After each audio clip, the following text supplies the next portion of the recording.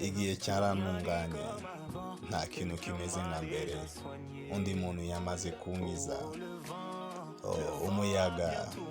Umuyaga wahindutse neza, ntunakazira igihe undi yashoboye kunkiza. Wowe wagiye udasize ijambo, wahisemo guhunga nk'umwana, wigendera ubutagaruka. Naguhaye umutima wanjye uwutera umugongo. Wowe wanakarije igihe cyanjye, ntabwo wanyemereye kwisobanura. Noneho ubu ngubu uragarutse, kandi nka mbere urizera kubona uwagukunze, uwo wakinishije. Noneho ubu urashaka kuvuga, kandi amagambo yawe meza urashaka kuyambwira. Ntutakaze igihe cyanjye. Igihe cyarantunganye, nta kintu kimeze nka mbere. Undi muntu yamaze kumfata.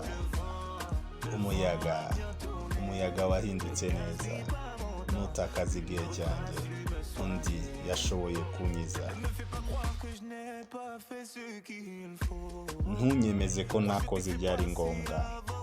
Nagushize imbere ya byose, bimindura umusazi.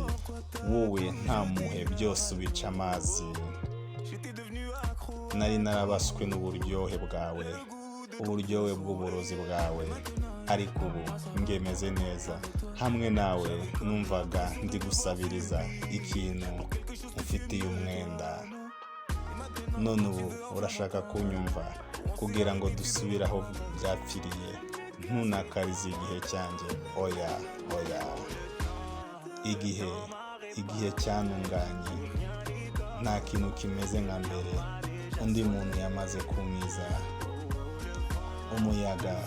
Umuyaga wahindutse neza, ntutakaze igihe cyanjye undi yashoboye kunkiza.